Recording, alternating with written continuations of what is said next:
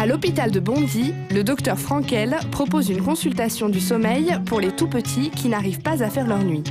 Sandrine s'y rend aujourd'hui avec sa fille Loane. C'est la première fois qu'on se voit? Oui. Et vous venez me voir pour quel problème? Parce qu'en fait, ma fille ne fait pas ses nuits. Là, dernièrement, elle s'est réveillée 5 fois en 3 heures. Ça fait quand même beaucoup. Elle pleure à chaque fois? Elle pleure à chaque fois, ou même si elle pleure pas, elle va appelle. Voilà. Et donc, elle se réveille la première fois à quelle heure? Le premier réveil, c'est vers 23h30 minuit. Elle pleure et j'y vais tout de suite. Un enfant se réveille au cours de la nuit exactement comme un adulte, entre chaque cycle, le plus souvent. Et donc, si elle se réveille 4 ou 5 fois par nuit, ça veut dire qu'elle se réveille à chaque changement de cycle. D'accord. D'accord? Donc, ce qu'il faut maintenant, c'est lui apprendre simplement à se rendormir seul. De 0 à 3 mois, le sommeil est vraiment organisé en cycles qui durent de 3 à 4 heures. Dans ces cycles de 3 à 4 heures, on a période de veille, période de sommeil calme, période de sommeil paradoxal qu'on appelle à cet âge-là le sommeil agité, et à cet âge-là, le sommeil paradoxal est le sommeil prédominant. Durant ce sommeil agité, les bébés ont l'air de rêver. Ils sont plutôt en train de stocker et d'organiser dans leur cerveau toutes les émotions vécues dans la journée pour pouvoir s'en resservir plus tard. C'est si important que ce sommeil agité représente 60% du temps de sommeil du nouveau-né. Le sommeil agité se manifeste par une certaine agitation de l'enfant qui peut avoir des mouvements périphériques. Il peut avoir des petites secousses d'une main, d'un pied. Il y a en particulier énormément de mimiques chez le bébé.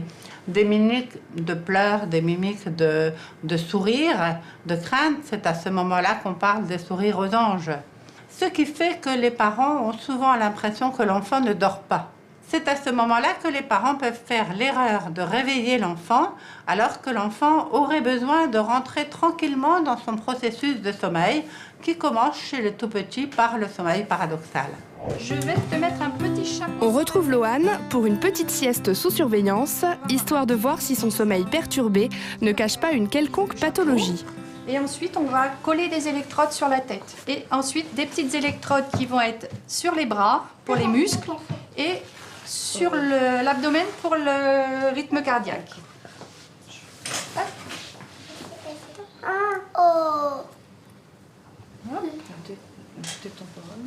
Les deux petits pour l'électrocardiogramme.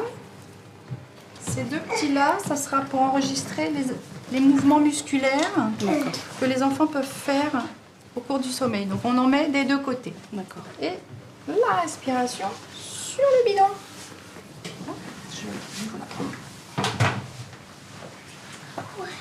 C'est bon? Bon, ça va bientôt être bon. Voilà.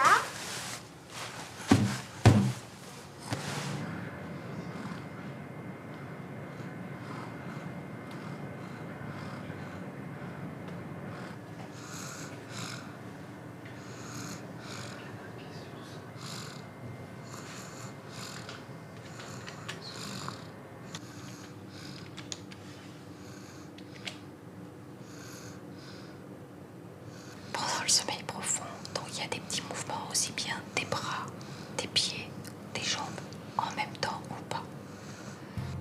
À partir de 3 mois, le sommeil des bébés évolue très vite et va se rapprocher peu à peu de celui de l'adulte. À 6 mois, un bébé dort jusqu'à 12 heures par nuit. Le sommeil paradoxal, si important dans les premiers mois de vie, diminue et le sommeil profond s'allonge car il est essentiel pour de nombreuses raisons. Pour le repos, pour la récupération physique, pour la récupération cellulaire. Et c'est également un stade extrêmement important pour le développement de l'enfant puisqu'il y a la sécrétion de l'hormone de croissance qui se fait pendant cette période. Pour Loane, la sieste est finie. Aucune pathologie du sommeil n'a été décelée. On a un tracé de veille qui est tout à fait normal. Quand elle s'endort, on a une activité hypersynchrone tout à fait normale pour l'âge. Et on a du sommeil profond qui est très bien organisé, un réveil tout à fait normal. Donc là, par rapport à son problème, c'est juste lié en fait au réveil de la nuit. Il faut qu'on travaille juste dessus. On y va? Allez, on y va. Merci beaucoup.